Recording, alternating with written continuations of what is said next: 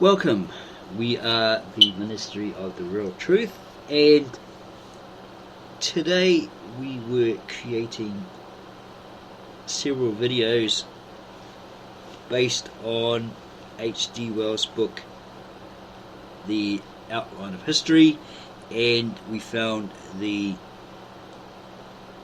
other book, the shorter history, or the short history, written by same author, H.G. Wells. And as we're putting up these videos, we happened to come across this video that we had made quite a while back, titled Just as Egyptian as the Egyptians, or something to that effect, about the New Zealand Maori, the indigenous people, indigenous of the land of Aotearoa or New Zealand. According to the Book of Beginnings, Book 2 by Gerald Massey, a supposed Egyptologist, historian, etc. When we're looking at the video, we noticed that he stated something quite surprising within this book. Okay,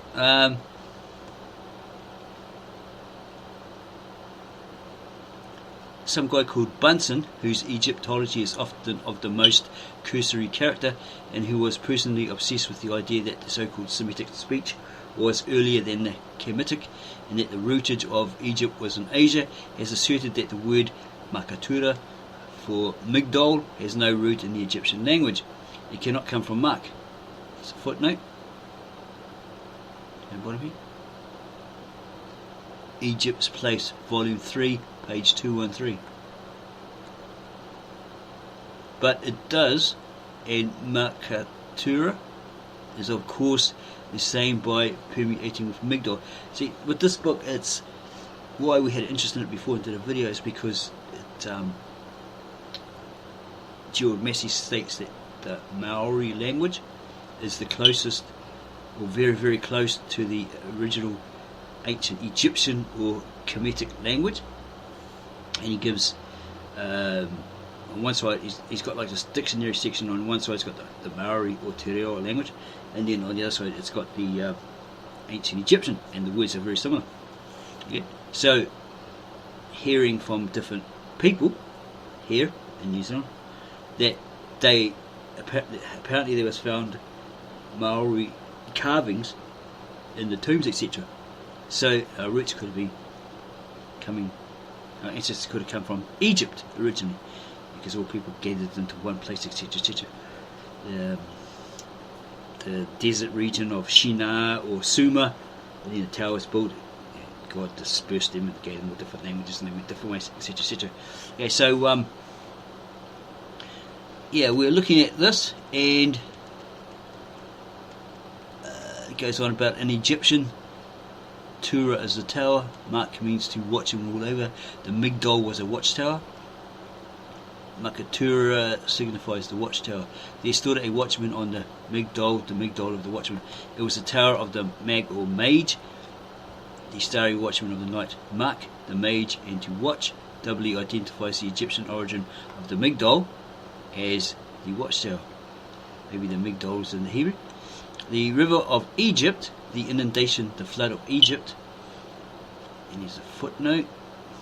Okay, 8. Psalms 24 verse 2.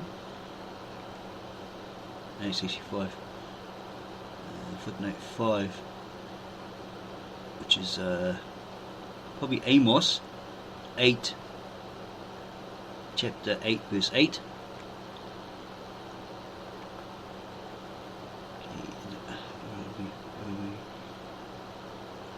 The river of Egypt, the inundation, the flood of Egypt, are called the Eor or Eor in Hebrew. Sorry if I pronounced it wrong, because I don't know. I'm not a fluent Hebrew speaker or ancient Egyptian or Kemet speaker, Kemetic speaker. Okay. The river of Egypt, the inundation, the flood of Egypt, are called Eor or Eor in Hebrew. That is the Egyptian Ur, A-U-R, but Neha, and he's the Hebrew, is the name of Nile, the actual river and flood of Egypt, as well as the river of mythological astronomy. The river of Eden, footnote, Genesis 2:10. The river of Egypt, another footnote, 7, Genesis 15:18. The typical river emphasized as te or the. I'm not really sure te he. I'm not really sure how you say it because they don't speak that language. Ancient Egypt, Kemetic. No matter under what name, the river as Nile was religiously designated. The river as Nile was religiously designated as Ur, in the Hebrew name of names for the river. The typical waters, the mythical floods, is that of the Nile, and the formation of the name is Egyptian. Na, is Hebrew, is a plural. Hebrew is a plural for river. In Egyptian, Aru is the river, and Ne or Nai is a plural article. The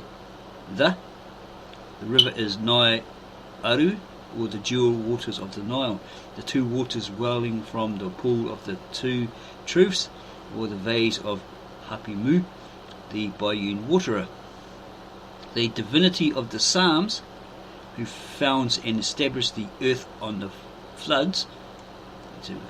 Psalms 24 verse 2 does so on the Nile and its inundations, which deposited the earth as Ktav. Surely then it must be an Egyptian divinity who is celebrated in the Psalms, in the book of the Psalms. According to Josephus,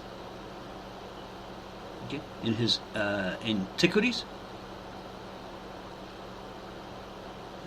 not too sure what that I is for, but it says 1:3. Kimchi the 70, Jeremiah 2:18, and Ben Sira, possibly Jeremiah again, 24 verse 37. The river Gihon, or its character in Hebrew, or it's in Hebrew, the meaning in Hebrew, how it's written, of the Genesis. In the ancient Assyrian Aramaic, or Aramaic Breetah, or Genesis in English, it actually says Gighon, Gighon. Okay, it's very ancient, old, very old, original ancient Aramaic, possibly of the Lshana Ateeqa or Suppraya, from the Ktav Ashur. Okay, the river Gihon of the Genesis is the Nile, which flows through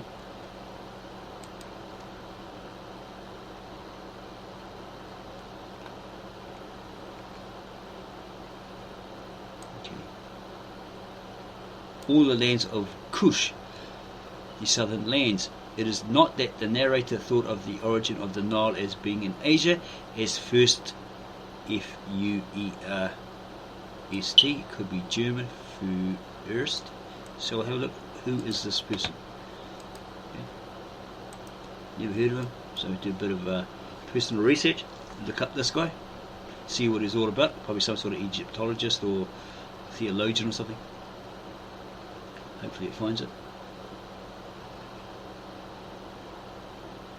because you need to do personal research and know who this person is. Okay, that's not how you spell it. F-E-R-S-T.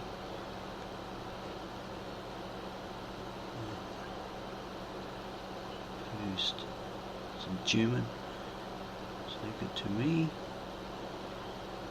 Okay. Yes, no. Does I spell it right? F-E-U, yeah, because I copied and pasted it, so maybe I'll put who was first.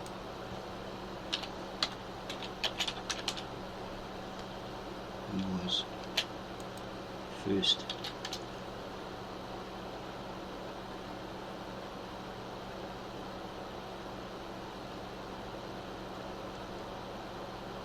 Who was first? Okay, Okay, it's a German word for a ruler and is also a princely title.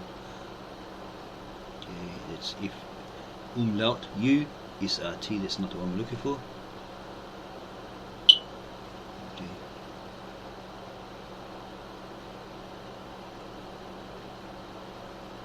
Not too sure. I don't know if it's actually here.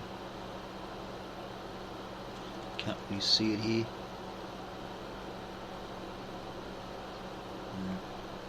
I don't think he's a spiral novel creator. Okay, unfortunately I can't find this guy. History on this guy. If I do find him, I'll leave the information, the link to the information about him at the bottom of this video. Yeah, I don't see anything on this guy. Maybe it has it there somewhere. First, who is this guy? We'll have a look at it before the end of this video. Go back and see if it mentions who this guy actually is. It is not that the narrator thought of the origin of the Nile as being in Asia, as first suggests, but because the narrative was Egyptian. At first the imagery is Egyptian from the first, and the riddle of the mythical commencement can only be solved in relation to the localities as Egyptian. Theirs is the river that runs from the south through all the lands of Cush. Calmet on the river Gihon, or Gighon, says the people of Goyam call the Nile by that name. The Hebrew name of the river in full is the Gihon. In the Aramaic it's Gighon, i.e. the Gighon, an Assyrian synonym for the river Euphrates. If we refer this back to the Egyptian, Kek denotes the tidal water, and Ken means the interior, the lake, the southern. Kent, thus Ken is the tidal river of the lands of the south. The Nile of Egypt flows from south to north, but the celestial Nile was figured in Cush, the north, and only in the Egyptian imagery. And by aid of the Egyptian naming, can this Cush of the southern land be reconciled with the same name, Cush of the celestial north.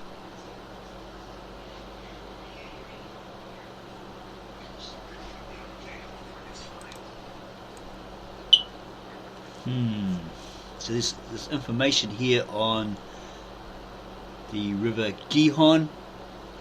People of Goyam call the Nile by that name. The Hebrew name of the river in full is the Gighon, or Gighon in the Aramaic, i.e. the Gighon, an Assyrian synonym for the river Euphrates. If we refer this back to Egyptian, Kek denotes the tidal water, and Ken means the interior, the lake, the southern Kent. Thus Ken is the tidal river of the lands of the south. The Nile of Egypt flows from south to north, but the celestial Nile was figured in Cush, the north, and only in the Egyptian imagery. And by aid of the Egyptian naming, can this Cush of the southern land be reconciled with the same naming, Cush of the celestial north, and only on the theory previously propounded that the first name is dwelt with the land of Cush. Ethiopia was yet to the north of them, and Cush or Cush was their north, whilst Kintu was in their south, and Kintu was their north and south. The Nile, thus identified as a terrestrial Gihon, includes the celestial river and proves the mythos to be Egyptian. According to first, again, in the Hebrew here is derived from where that Hebrew there is, i.e. the equivalent rendering of Cush. The thigh is the mouth of source, the great water of the hinder thigh, located in place of emanation. There's a footnote. I don't know what that is. Writ, chapter 15. Chapter 17.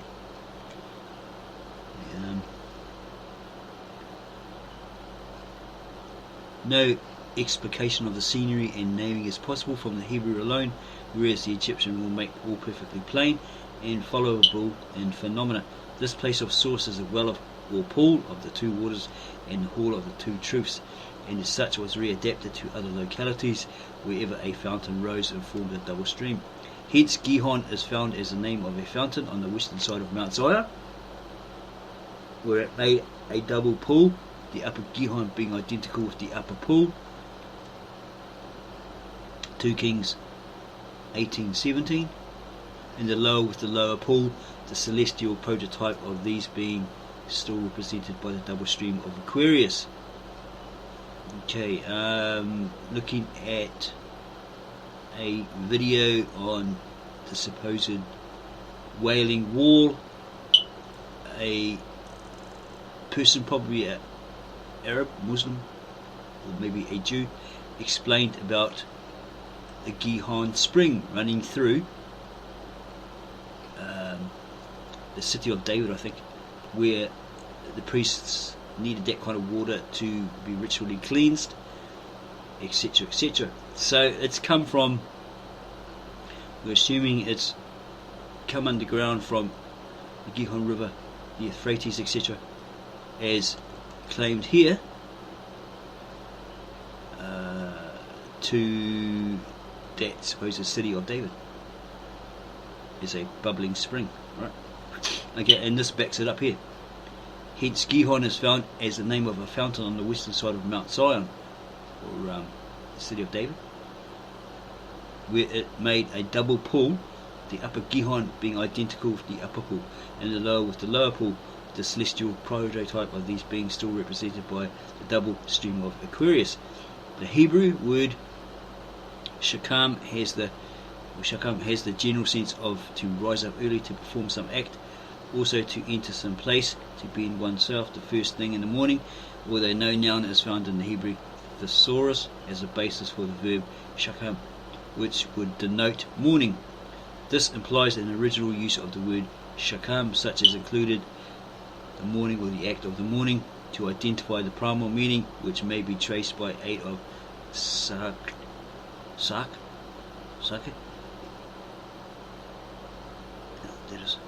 Egyptian. The shrine or sanctuary, the act of saluting and adoring, also the illuminator, which might be the opening eye of day, denotes that which appertains to the scheme. Egyptian is also the shrine, and Shechem means to obtain grace. In Egypt, going to the shrine was a typical act of the morning, and the equivalent for rising early, and Shechem remained with the Hebrews as an expression having a sacred, because symbolical significance when applied to early rising even without going to the shrine. The Hebrew sake is the Hebrew there, is the same name of a hut or tent. The Hebrew shakan is Hebrew there, has the same significations as the Egyptian skin. The habitation, the place, the dwelling whence skin, to institute and establish. But in the hieroglyphics the word also means to alight and cause to alight. This is missing from all interpretations of the Hebrew, yet it supplies the better sense to several passages, especially those relating to the glory, the pillar of cloud, and to the alighting of winged and wandering things. The habitation of the fowls of heaven thus become the far more appropriate place of their alighting. And there's more information here. If I take the wings of the morning and alight in the uttermost parts of the earth, is a far finer rendering than the authorized version, dwell. So in the passage, oh, that I had wings like a dove, for then would I fly away and be at rest. Lo, then would I wander off, far off, and remain in the wilderness. Footnote, Psalms 55, 6 and 7, I'm guessing.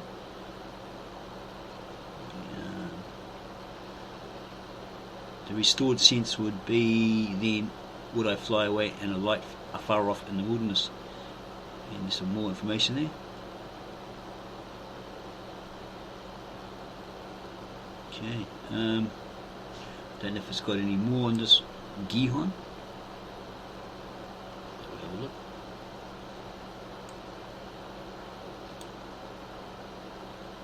Okay, I can't see anything there.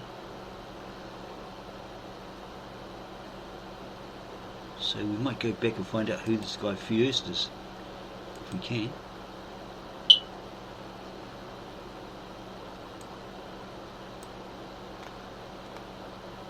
Okay.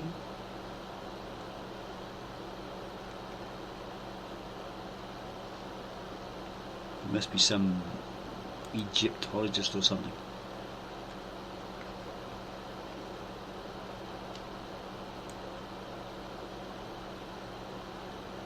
You could probably look at the back of this book, an index or something,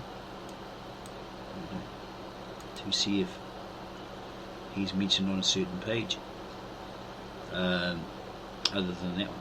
Okay, so there. Should be an index or something like that at the back of this.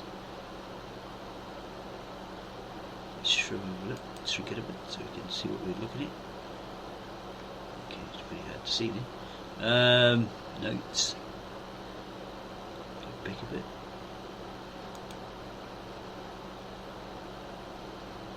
Okay, this looks like. Not really sure. Notes to volume 1. Okay. Okay, looks like someone's written some letters. Probably to Massey, not really sure. Gerald Massey.